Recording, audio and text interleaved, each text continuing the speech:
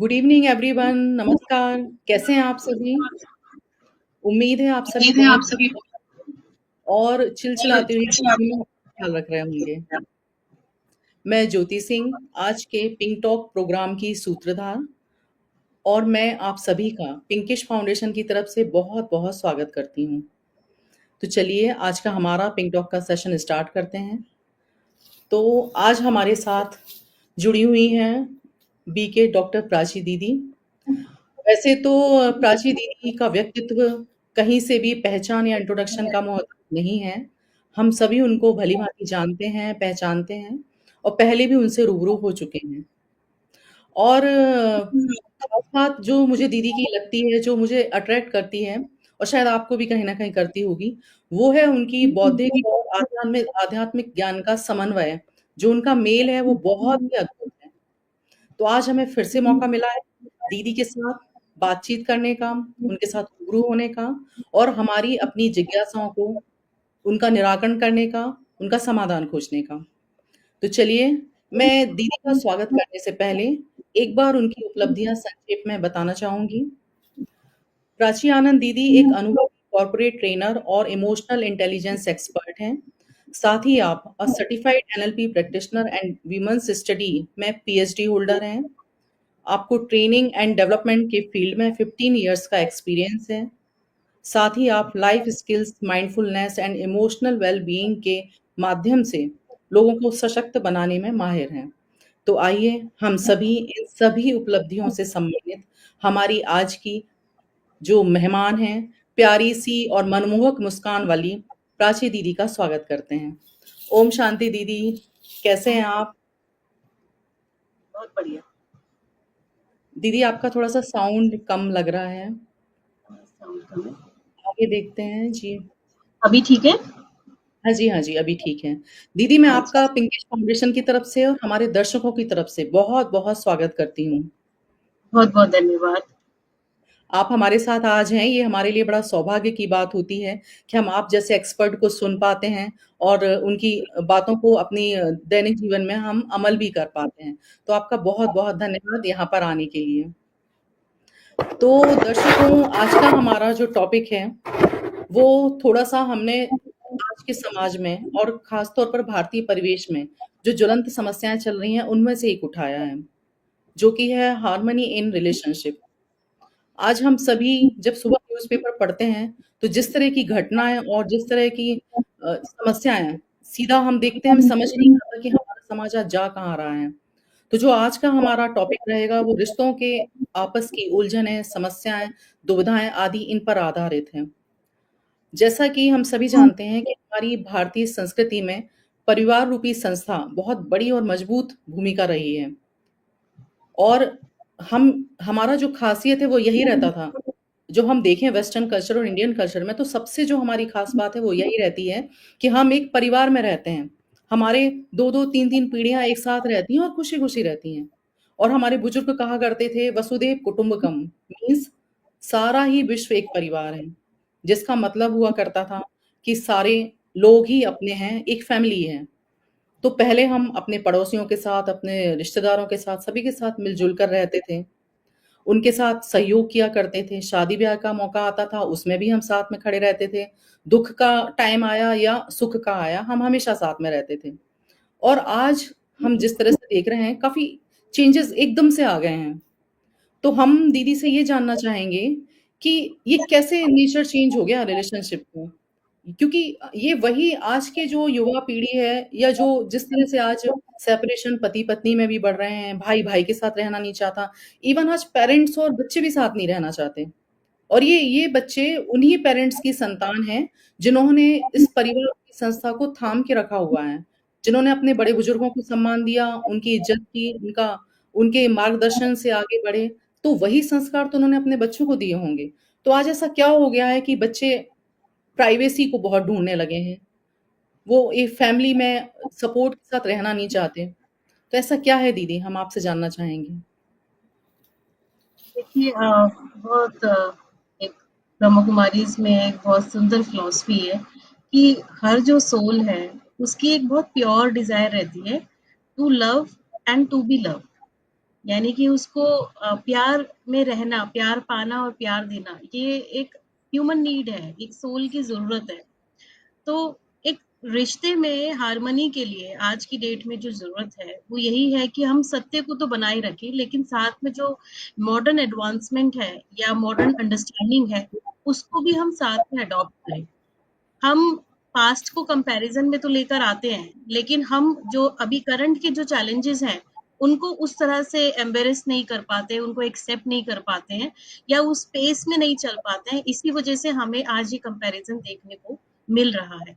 हर युग के अपने प्लस और माइनस हैं, प्रोज एंड कॉन्स हैं, कुछ प्लस भी हैं और कुछ माइनस भी हैं। अगर हम पिछले दौर की बात करें तो उस दौर में भी कुछ प्लस माइनस थे, और आज के दौर की बात करें तो आज के दौर में भी बहुत सारे प्लस और माइनस है। अब अगर हम रिलेशनशिप को ही बेस बनाते हुए बात करें कि पहले और अभी में क्या अंतर है, तो मैं इस पे थोड़ा सा प्रकाश ये डालना चाहूंगी कि जो पहले की रिलेशनशिप्स थी, वो बहुत ज्यादा ड्यूटी बाउंड थी। रिलेशनशिप्स में ड्यूटीज थी, अपनी अपनी सबकी डिफाइंड थी, और समाज का बहुत इन्फ्लुएंस था। समाज का काफी ज्यादा योगदान था इसके अंदर कि लोग निर्धारित करते थे सेट गाइडलाइंस, और जिसके ऊपर सबको चलना होता था। आज की डेट में वो रूल्स वगैरह सब तोड़ दिए जाते हैं, क्योंकि इंडिविजुअलिज्म जो है, एक इंडिविजुअल अप्रोच कह लीजिए, इंडिविजुअलिस्टिक अप्रोच कह लीजिए, ये बहुत ज्यादा अप्रोप्रिएट हो गई है, बहुत ज्यादा विजिबल हो गई है कि लोग अपनी पर्सनल स्पेस, पर्सनल हार्मनी या फिर पर्सनल हैप्पीनेस के पीछे आज हम ये चीजें छोड़ चुके हैं। जैसे होता था कि घर के अंदर अरे नहीं, मम्मी पापा क्या कहेंगे, समाज में क्या कहे, ये कुछ एक एक एक मर्यादाओं के तौर पे अगर देखा जाए तो कहीं ना कहीं इसमें प्लस भी था।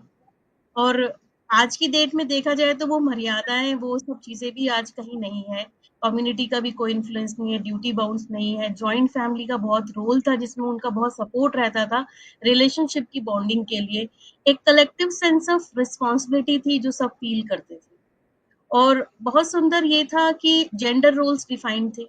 जेंडर रोल्स बहुत ज्यादा डिफाइंड थे कि जो पुरुष वर्ग है वो बाहर जाके मतलब जो भी कार्य वगैरह करते हैं बाहर के, पैसा कमाना, घर चलाने की अगर बात करते हैं तो वो उनके ऊपर था सारी जिम्मेदारी, और जो महिला वर्ग थी वो घर को संभालती थी, और बिना किसी टेंशन के कि मुझे कुछ और भी करना है। तो एक ड्यूटीज जो है वो डिफाइंड थी, तो कोई कॉन्फ्लिक्ट नहीं था वहां पे किसी भी तरीके का। लोग एडजस्ट करते थे, और उस सभी जितने भी पिछले दौर के लोग थे उस समय पेशेंस जो था वो काफी ज्यादा ऑब्जर्व किया जाता था। और इस दौर के अंदर जो अगर हम बात करें, अगर हम टुडेज टाइम या फिर करंट टाइम की बात करें, तो जैसे कि मैंने कहा कि इंडिविजुअलिस्टिक एक अप्रोच जो है वो बहुत ज्यादा देखी जा रही है। लोग अपना पर्सनल जो एक एक ग्रेटिफिकेशन कह लीजिए, हैप्पीनेस कह लीजिए, और कंपैटिबिलिटी कह लीजिए, स्पेस कह लीजिए, वो बहुत ज्यादा ढूंढने लगे हैं आज की डेट में। स्ट्रेस भी बहुत ज्यादा है, बहुत ज्यादा अपहीवल है, बहुत ज्यादा जो है, एक तरीके से कह लीजिए कि बात बहुत ज्यादा आउटर अट्रैक्शन इतना ज्यादा है कि सबको कहीं ना कहीं लगता है कि अपनी एक इंडिविजुअल स्पेस भी चाहिए। इमोशनल अवेयरनेस है आज के दौर में।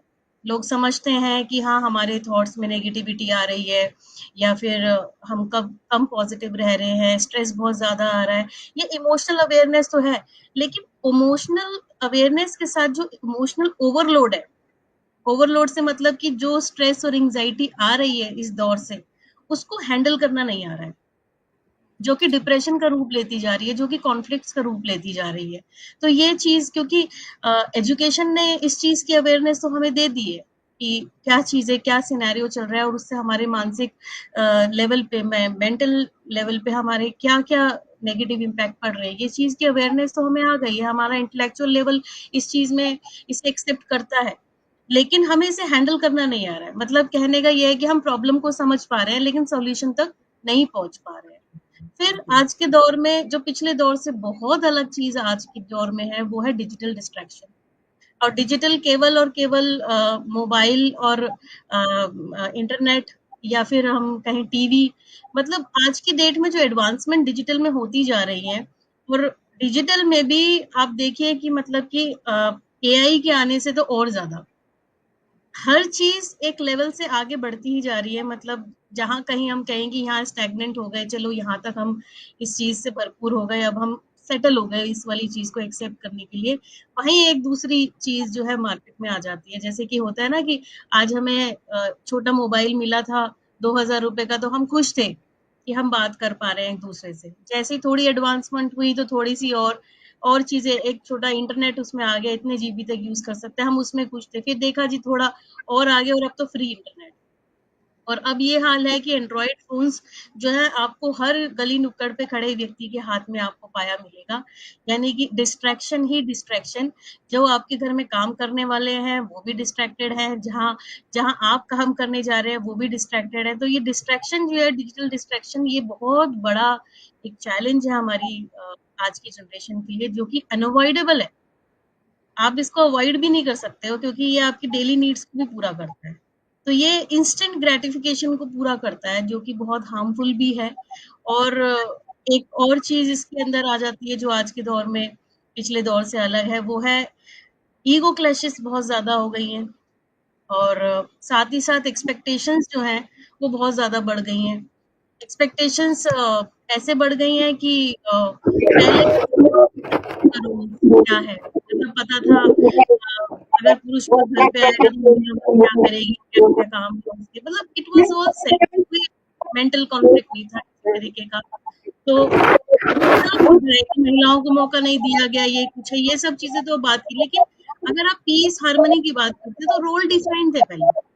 अब आज की डेट में कॉन्फ्लिक्ट्स ऐसे आ जाते हैं कि एक महिला जो बाहर भी जा रही है, घर पे भी आ रही है, तो उसकी एक्सपेक्टेशन रहती है अगर मैं बाहर जाती हूँ तो मुझे घर पे कुछ काम करा हुआ मिले। तो ये सारी एक्सपेक्टेशन, जब वो एक्सपेक्टेशंस नहीं पूरी होती है तो वहाँ कॉन्फ्लिक्ट होता है।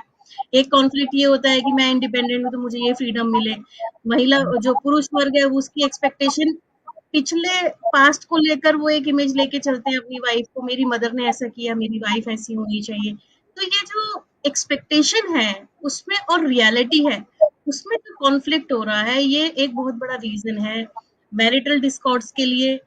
किसी भी रिलेशनशिप में, इनफैक्ट पेरेंट और चाइल्ड की रिलेशनशिप में, यही रीजंस हैं जो कि रिस्पॉन्सिबल, जो 4-5 रीजन हमने अभी डिस्क्राइब करे। तो ये बहुत जरूरी है कि हम आज के दौर के चैलेंजेस को भी समझें। हम सिंपली ये नहीं कह सकते कि पिछले दौर में सारी चीजें अच्छी थी या पिछले दौर में सारी चीजें खराब थी। लेकिन जहां तक पीस और हार्मनी की बात है, वो इसलिए ज्यादा बेटर थी पहले के टाइम में, क्योंकि पहले एक्सपेक्टेशंस नहीं थी, पहले एडवांसमेंट, मॉडर्न एडवांस, टेक्नोलॉजिकल जो एडवांसमेंट थी वो इतनी ज्यादा नहीं थी। इतना ज़्यादा लाइफ़स्टाइल में बहुत ज़्यादा जो है वो चेंजेज़ नहीं थे। लाइफ़स्टाइल बहुत ज़्यादा इस टाइम क्या हो रहा है, लाइफ़स्टाइल के अंदर आपको हर चीज़ चाहिए।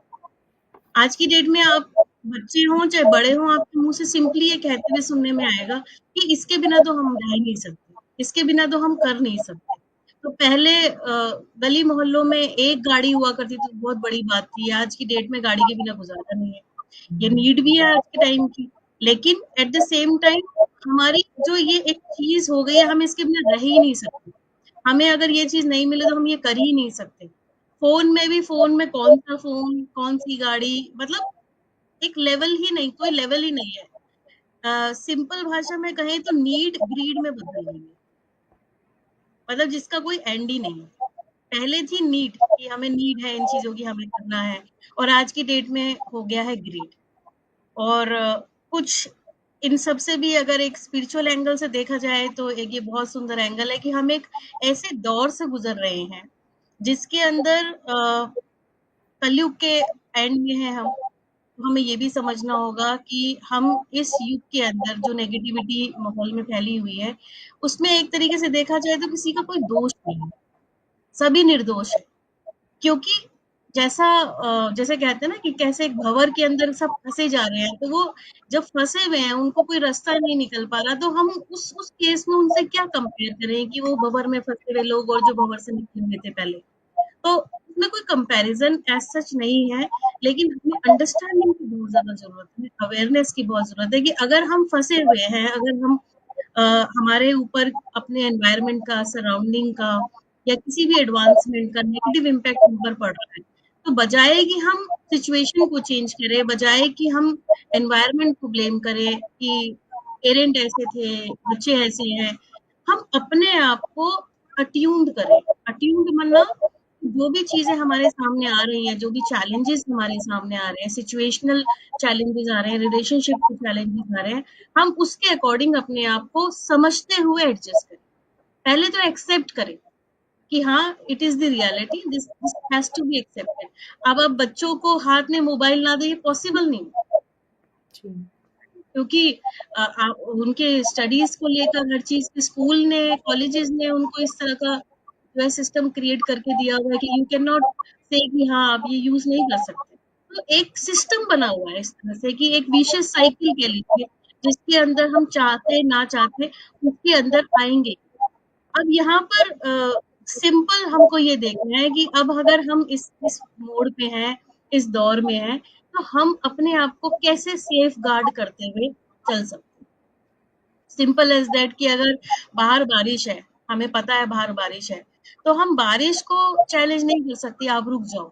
We can not challenge the nature कि you stop because I am coming out.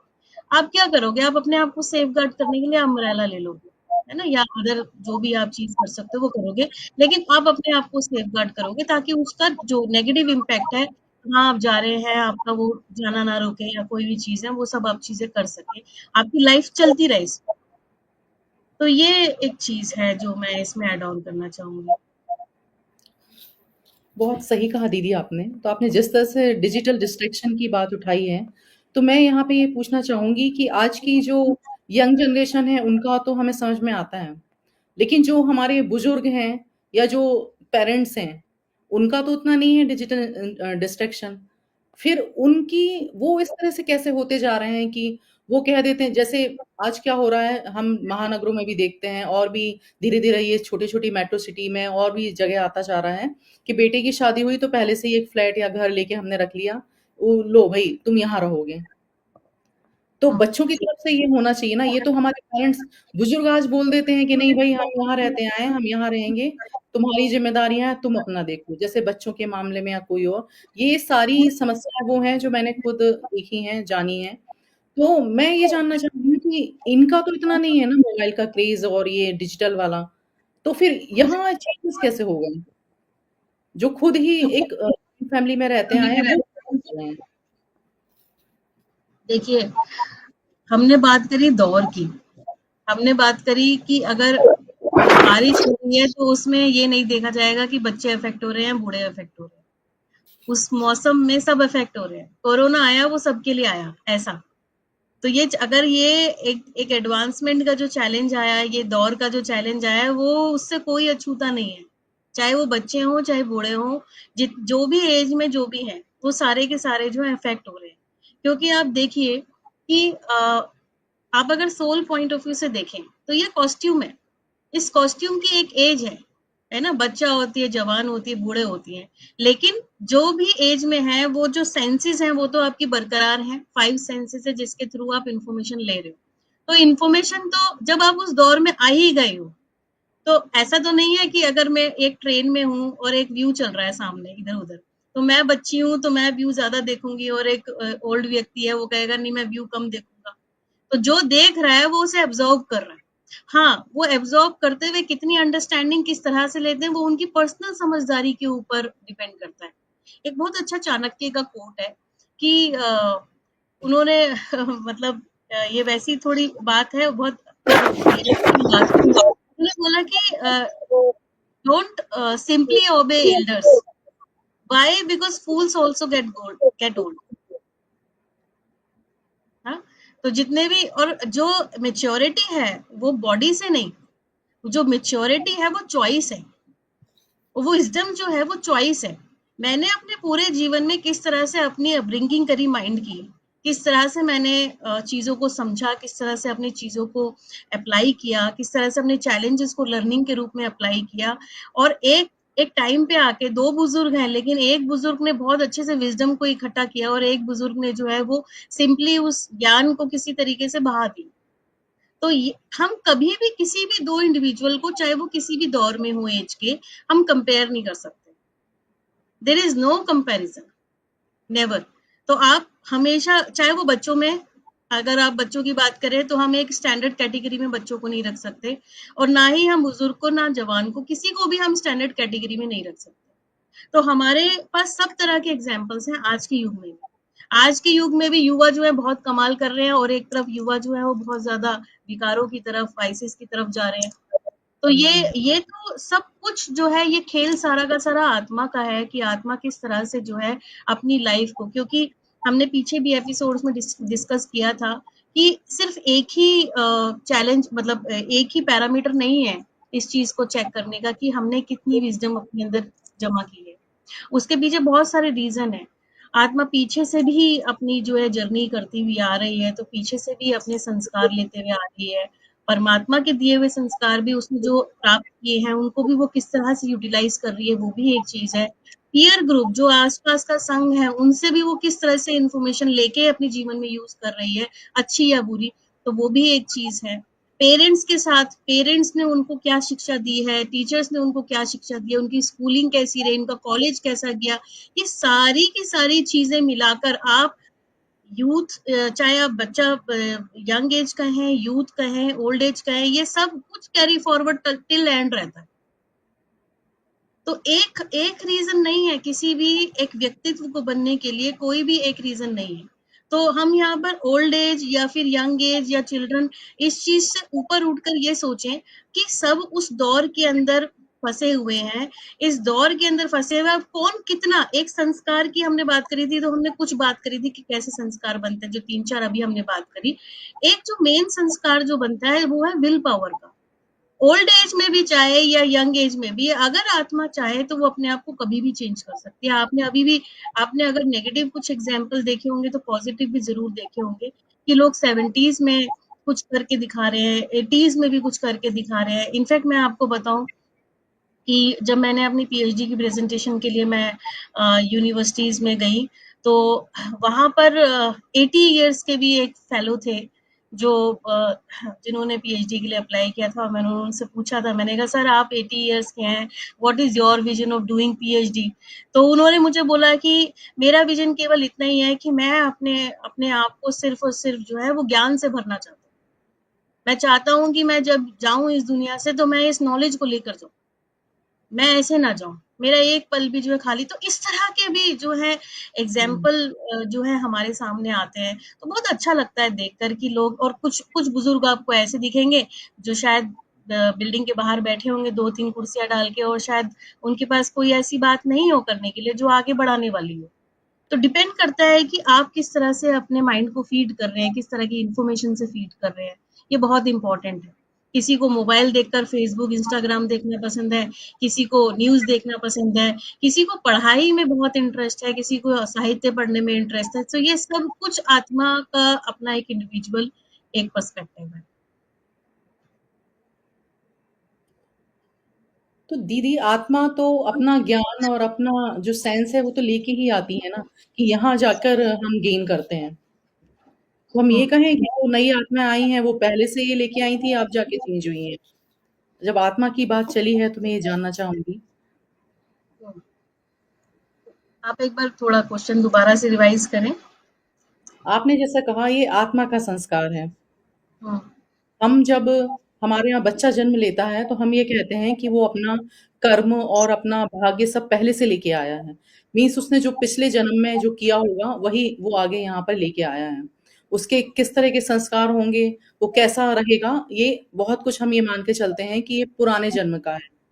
कई बार ऐसा सुनने में आता है। इवन 4-5 साल तक तो मानते ही हैं। हम्म। बिल्कुल, ये बात आपने बिल्कुल सही कही है कि जब आत्मा आती है, इस जन्म में आती है, तो पिछले के संस्कार उसके कैरी फॉरवर्ड होते हैं, और पीछे से पिछले जन्म के नहीं, पिछले जितने भी जन्म हैं उसके उसके संस्कार जो है वो कैरी फॉरवर्ड होते हैं, और उसमें अच्छे और बुरे दोनों होते हैं।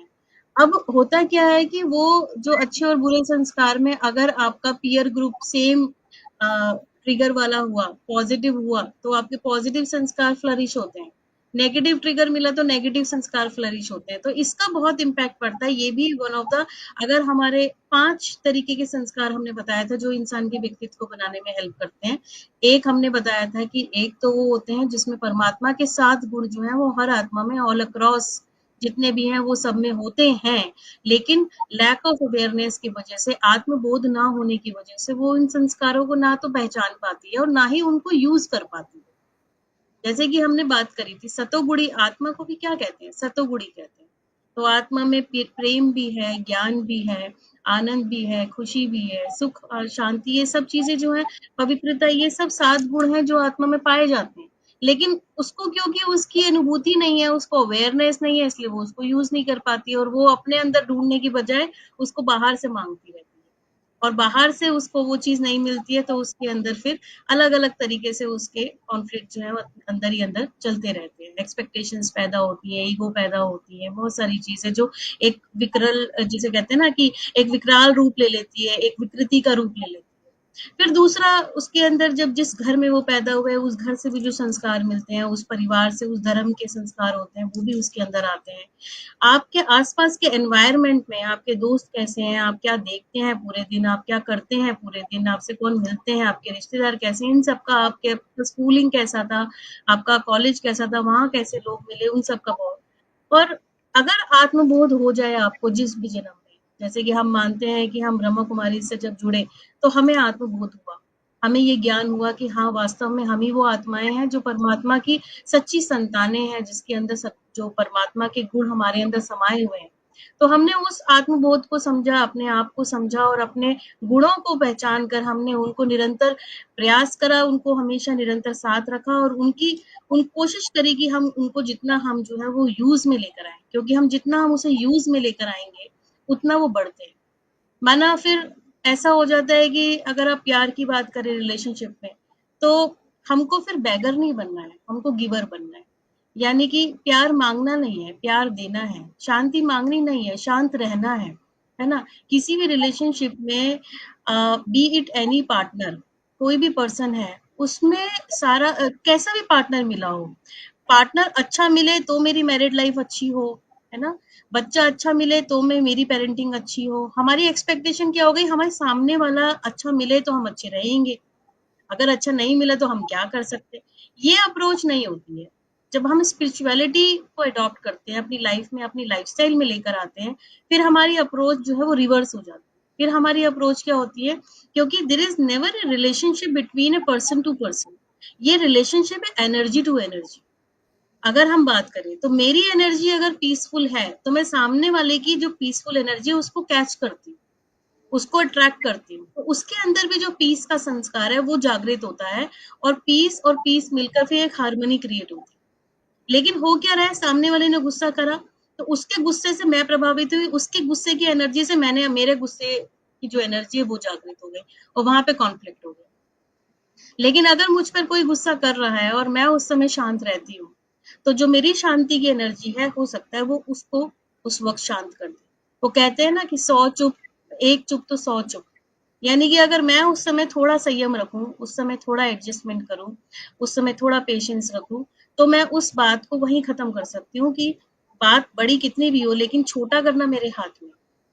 तो ये जो सारा खेल है वो एनर्जी टू एनर्जी है। रिलेशनशिप कभी भी ऐसा नहीं कि ब्लड में आए तो ही रिलेशनशिप बनती है। रिलेशनशिप ऐसा नहीं कि किसी ने सोसाइटी के अंदर कोई बॉन्ड क्रिएट करा हस्बैंड वाइफ के बीच में तो ही रिलेशनशिप बनती है। सबसे सुंदर रिलेशनशिप तो हमारी परमात्मा के साथ है, उसके साथ तो कोई लीगल हमारा कॉन्ट्रैक्ट भी नहीं है, उसके साथ हमारा कोई ब्लड का रिलेशन भी नहीं है। लेकिन फिर भी हर मुसीबत में, हर सुख और हर दुख में हम परमात्मा को ही क्यों याद करते हैं? हर शुभ कार्य से पहले हम परमात्मा को क्यों याद करते हैं? क्योंकि सबसे बड़ी रिलेशनशिप हमारी उसके साथ, हम उसको कभी भी नहीं भूलते। और उसके साथ देखिए कोई बॉन्ड वैसा नहीं है जो अब किसी सोसाइटी ने क्रिएट करा हो। तो इस रिलेशनशिप के अंदर क्या खेल है? मैं, परमात्मा ने हमें बताया है कि तुम भी एक एनर्जी हो आत्मा रूप में, और मैं भी एक एनर्जी हूँ परमात्मा रूप में। तुम खुद को एनर्जी समझ के मुझसे एनर्जी खींचो, और जब मैं खुद को एनर्जी समझ के, यानी खुद को आत्मा समझ के परमात्मा को उसके सत्य रूप में याद करती हूँ, तो मैं अब उसकी एनर्जी जो है अपने अंदर रिसीव करती हूँ, और उसका जितना भी बल है, जो भी गुण उसके हैं, जो भी शक्तियां उसकी है, जब मैं अपने अंदर रिसीव करती हूँ तो मैं पावरफुल महसूस करती हूँ। और यही एक रिलेशनशिप की बड़ी सुंदर बात है कि दो लोग अगर किसी रिलेशनशिप में हैं, वो एक दूसरे के साथ पावरफुल महसूस करें, ना कि ड्रेन्ड महसूस करें। तो और वो जरूरी नहीं है वो पहल सामने वाले की ही हो। अगर आत्मबोध मुझे हुआ पहले, तो वो शुरुआत मुझे करनी है, क्योंकि मुझे ये ज्ञान पहले मिला। तो मुझे ये ज्ञान मिला, तो मुझे ये शांति की एनर्जी जो है रेडिएट करनी है, अपने पीस के स्वमान में, उसमें स्थित होकर मुझे वो एनर्जी रेडिएट करनी है। और जब मैं पीस में टिकती हूँ, यानी अपने स्वमान में टिकती हूँ, अपनी रियल आइडेंटिटी में टिकती हूँ कि मैं शांत स्वरूप हूँ, तो वो शांति के रेडिएशन ना केवल उस व्यक्ति को बल्कि पूरे घर के वायुमंडल को भी शांत करते आपने बहुत सही बोला दीदी। आजकल जिस तरह से हस्बैंड वाइफ के भी रिलेशन बिखर रहे हैं और डिवोर्स बढ़ रहे हैं, तो वहाँ पर ये बहुत ही सटीक बात है। लेकिन कहीं न कहीं ऐसा नहीं लगता कि इस तरह से हम रिलेशनशिप में कंप्रोमाइज़ कर रहे हैं? मीन्स हम एक तरह से बढ़ावा दे रहे हैं। आप शांत रहोगे, सामने वाले का गलत बिहेवियर तो बढ़ता चला जाएगा। हैं। देखिए, बहुत सीधी-सी बात है कि हर बात को कहने का सही तरीका और एक सही समय होता है। ऐसा नहीं है कि आप अपनी बात नहीं रखेंगे, आपको अपनी बात ज़रूर रखनी चाहिए, क्योंकि गलत को सहना भी गलत ही है, लेकिन गलत समय पे कहना गलत है ना? अब वो व्यक्ति जो कि ऑलरेडी रेज में है, ऑलरेडी गुस्से में है, उसमें अब आप खुद देखिए, कहा भी जाता है ना कि उबलते हुए पानी में तो अपना अक्स तक नहीं दिखाई देता है। तो हम उसको आईना क्या दिखाएँगे जो गुस्से से उबल रहा है। तो हम उसको क्या समझाने लग रहे हैं कि आप समझो उस समय। लेकिन आप उस समय सिर्फ समझदारी ये कर सकते हैं। देखिए, 2 चीज़ें होती हैं, इंग्लिश में कहा जाता है there is difference between respond and reaction. तो अगर हम जैसे अब रिस्पॉन्स और रिएक्शन में डिफरेंस क्या है? और कुछ ज़्यादा डिफरेंस नहीं है। जैसे कि आपने मुझ पे गुस्सा किया, ठीक है? आपके गुस्से को देखते मैंने सिंपली रिएक्ट कर दिया कि आपका गुस्सा मुझसे बर्दाश्त नहीं हुआ। एक तो आप गलत बात कर रहे हो, ऊपर से आप मुझ पे गुस्सा कर रहे हो, मैंने रिएक्ट कर दिया इमीडिएटली। ये हो गया रिएक्ट। रिस्पॉन्ड करना सिर्फ इतना होता है कि उसमें हमें सिर्फ पॉज़ ऐड करना है बीच में। आपने गुस्सा किया, मैंने पॉज़ ऐड किया और फिर मैंने रिस्पॉन्स दिया। तो जब उस पॉज के अंदर आपने अपनी बात जितनी कहनी थी वो कह ली, आप अगर जब शांत हो जाते हैं, उसके बाद जब मैं आपको कुछ बात बोलूंगी, तब आप समझेंगे। तो रिएक्शन जो है वो बच्चों के केस में भी और बड़ों के केस में भी, चाहे आप बच्चों से डील कर रहे हैं चाहे स्पाउस से डील कर रहे हैं, दोनों ही केस में रिएक्शन जो है वो किसी भी चीज का सोल्यूशन नहीं है। यहाँ तक कि भी ये तो रिलेशनशिप हस्बैंड वाइफ की हो गई या चाइल्ड और पेरेंट की हो गई, बॉस और सबॉर्डिनेट, इनके बीच में भी ये रिएक्शन टाइम जो है हमको बढ़ाना पड़ेगा, ताकि अगर ये नहीं बढ़ाएंगे तो कॉन्फ्लिक्ट कभी भी नहीं खत्म होगी। क्योंकि आज की डेट में हर काम क्या होता है, जल्दी जल्दी जल्दी जी। कुछ देखा, जल्दी किसी ने रिएक्ट करा, जल्दी ही रिएक्शन के ऊपर रिएक्शन मिल गया और वो कॉन्फ्लिक्ट कभी खत्म ही नहीं होती। तो अगर आपको समझ में आ रहा है कि सामने वाले की अंडरस्टैंडिंग उस लेवल पे नहीं है, तो वही वाली बात है ना कि एक व्यक्ति अगर कुएँ में गिर रहा है, तो दूसरा व्यक्ति देखकर उसको कुएँ में नहीं गिरेगा, बल्कि जो गिर रहा है उसको बोलेगा कि उसको हाथ देकर बाहर निकालेगा। तो हमें ये नहीं देखना है कि सामने वाला क्या कर रहा है, हमें ये देखना है कि हमने क्या करना है। सो हमें अपना जो रिस्पॉन्स है वो चेक करना है, ना कि हमें सिर्फ और सिर्फ रिएक्शन देना है। तो ये चीज हमें बहुत ज्यादा समझने की बात है यहाँ पर। दीदी ये वाली बात यंग कपल पर तो अप्लाई हम कर सकते हैं कि चलो नई नई शादी हुई है। अभी कुछ दिन पहले ही मैंने न्यूज़पेपर में एक न्यूज़ सुनी थी कि एक सर्वे हुआ था, उसमें पता चला 40-50 इयर्स ओल्ड कपल भी अब डिवोर्स ले रहे हैं।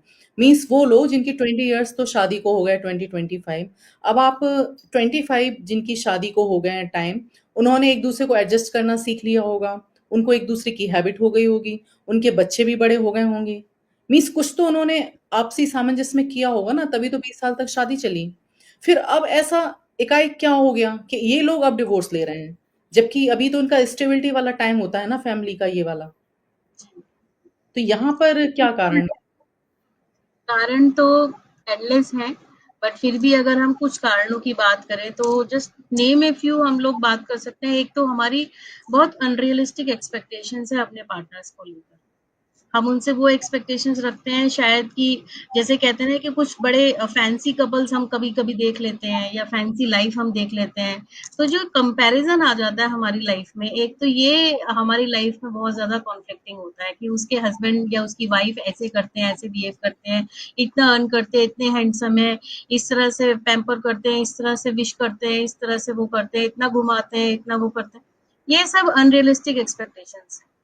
मेरी खुद की लाइफ में ये देखा हुआ एक एक्सपीरियंस है कि मेरी खुद की कॉलीग रही हैं जिन्होंने अपने हस्बैंड के साथ रिलेशनशिप अपने बहुत हद तक इसलिए बिगाड़ लिए थे कि उनके हस्बैंड उनको उस तरह से विश नहीं करते, या फिर उनको उस तरह से ये कह लीजिए अप्रिशिएट नहीं करते। अप्रिशिएशन, फिजिकल अप्रिसिएशन, मतलब कि आप खूबसूरत नहीं लगती, या जब भी आप वो ड्रेसअप हो तो उनको अप्रिसिएशन चाहिए, जब भी वो कुछ करे तो उनको तो इस तरह की एक्सपेक्टेशन। अब कई लोगों का एक्सप्रेशन नहीं होता है, कई लोगों का एक्सप्रेशन होता है, तो ये उनके बहुत बड़े कॉन्फ्लिक्ट का रीजन बन गई। तो कई बार अनरियलिस्टिक, एक होती है रियलिस्टिक एक्सपेक्टेशन कि ठीक है हमको घर चलाना है अच्छे से, सुबह सबने एक डिसिप्लिन होता है, ये होती है रियलिस्टिक एक्सपेक्टेशन। लेकिन अनरियलिस्टिक एक्सपेक्टेशन ये होती है जब हम दूसरों की लाइफ से जो है एक होता है ना कि कुछ देखकर ऐसा कि नहीं, देखो उसकी उसने तो अपनी बीवी को इतना कुछ ये हीरे का हाथ दिलाया, गाड़ी दिलाई है, उसने ये करा और तुम ऐसे करते हो, तुमने ये भी नहीं किया। तो सबका अपना एक लाइफ का, अपने जीने का अपना जो है तरीका अलग अलग होता है। तो ये चीजें होती हैं। किसी के हस्बैंड के बाल अगर चले जाएं जल्दी तो वाइफ्स को दिक्कत हो जाती है, नहीं मेरे हस्बैंड तो सुंदर नहीं लगते हैं। बहुत सारे ये कुछ ऐसे एग्जाम्पल है जो हमने देखे रियल में, कि बिल्कुल ऐसी बातें हैं कि आप फिजिकल अपीयरेंस पे लेके या फिजिकल चीजों को लेकर जो है, या फिजिकल पोजीशंस जो आपके होते हैं, जो आपकी मटेरियलिस्टिक अप्रोच होती है, उन चीजों को लेकर भी आप अपने स्पाउस को बहुत ज्यादा वो कर लेते हैं। दूसरा, जो ओवर यूज ऑफ टेक्नोलॉजी अभी हमने बात करी, उसकी वजह से सिर्फ यही नहीं कि हम लोग जो है डिस्ट्रैक्ट हो रहे हैं या कुछ हो रहे हैं, एक बहुत जो बड़ी चीज हो रही है हमारी सबकी लाइफ में, वो हो रहा है इमोशनल डिस्कनेक्ट। इमोशनल डिस्कनेक्ट ऐसे है कि मान लीजिए घर के अंदर भी हस्बैंड वाइफ बैठे हैं अगर एक ही बेड के ऊपर, तो वो दोनों एक दूसरे से बात नहीं कर रहे हैं, दोनों के हाथ में मोबाइल है, दोनों जी, किसी और से चैटिंग कर रहे हैं, लेकिन बजाय एक दूसरे से बात करने के, एक दूसरे के साथ अपने और सारे मुद्दे डिस्कस करने के अलावा मतलब करें, उससे बेटर वो ये समझ रहे हैं कि वो किसी और से बात कर रहे हैं, तो वो चैटिंग कर रहे हैं या फिर इंस्टाग्राम देख रहे हैं या फेसबुक देख रहे हैं या दुनिया क्या कर रही है वो देख रहे हैं। तो इतनी ज्यादा जो बाहर की चीजों का अट्रैक्शन है ना, अब ये भी एक कॉन्फ्लिक्ट का रीजन बनता है ना। जैसे कोई किसी के हस्बैंड वाइफ घूम रहे हैं या कुछ कर रहे हैं, अरे देखो ये तो कितना कुछ एंजॉय कर रहा है, हमारी लाइफ में तो कुछ ऐसा है ही नहीं। तो ये सारी की सारी चीजें जो है ना कहीं अनरियलिस्टिक एक्सपेक्टेशन पे आके खड़ी हो जाती हैं, और इसी की वजह से ही इमोशनल डिस्कनेक्ट है, और इसी की वजह से आपके बीच में जो पार्टनर्स के बीच में इफेक्टिव कम्युनिकेशन नहीं हो पा रहा है। इफेक्टिव कम्युनिकेशन एक ऐसी चीज होती है, जब आप किसी से बात करें तो वो आपको एम्पैथी के साथ सुने और उसको रिप्लाई करें। आज की डेट में क्या हो रहा है, हस्बैंड मोबाइल पे देखते देखते सुन रहे हैं, हाँ हाँ तुम बोलो बोलो, क्या है, क्या बोलना है तुमको, नहीं नहीं तुम, मैं तुमसे बहुत एक अच्छी मैटर पे बात करना चाहती, नहीं नहीं नहीं तुम बोलो। और सेम वाइफ का भी ऐसे ही रिएक्शन होता है। तो दोनों के पास आई कांटेक्ट करने का भी टाइम नहीं है, दोनों मोबाइल में देखते देखते या टीवी में देखते देखते या कुछ और करते करते तो एक दूसरे से बातें, कोई भी मुद्दे के ऊपर ठीक से बात नहीं हो पा रही, चाहे वो बच्चों को लेकर हो, चाहे वो करियर को लेकर हो, चाहे वो घर के मुद्दों को लेकर हो, चलते फिरते बातें हो रही हैं। तो वो चीज जो एक बहुत एक सुंदर चीज बोलूं तो, अगर बोले तो पहले वी टाइम था ना, अब वो मी टाइम हो गया। जी, पहले हम साथ में समय बिताते थे, और ये बहुत ज्यादा जरूरी है। शेयरिंग एंड केयरिंग वाला कॉन्सेप्ट केवल बच्चों तक एप्लीकेबल नहीं है, लेकिन हम सारे रिचुअल साथ में बिता रहे हैं, हम साथ में घूमने जा रहे हैं, हम किसी भी मैटर पे बात हो रही है, हम चहलकदमी करने जा रहे हैं, चलो वॉक पे चलते हैं, वॉक करने जा रहे हैं, कोई मोबाइल हाथ में नहीं, कुछ नहीं है। पहले हम लोग वॉक करते थे, पता नहीं कितनी बातें कर लिया करते थे वॉक करते करते, लेकिन अब आजकल वॉक पे भी जा रहे हैं तो कान में ईयरफोन होते हैं या कुछ होता है, तब भी हमारी कोई बात नहीं हो रही होती है। तो हस्बैंड और वाइफ के बीच में या पेरेंट और चाइल्ड के बीच में कम्युनिकेशन है ही नहीं। Effective communication, I mean to say, communication है बस जरूरत की चीजों के लिए।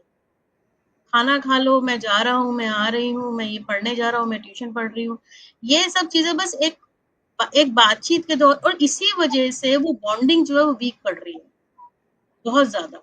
तो और दूसरी एक रीजन ये तो हुआ सारा का सारा अनरियलिस्टिक एक्सपेक्टेशन से जुड़ा हुआ। दूसरा है ईगो क्लेशेस। ईगो से मतलब यहाँ पर ये है कि मैंपन बहुत है, यानी कि मैं ही सही हूँ, मेरा आइडिया ही सही है, मुझे ही सुना जाए, मुझे ही माना जाए।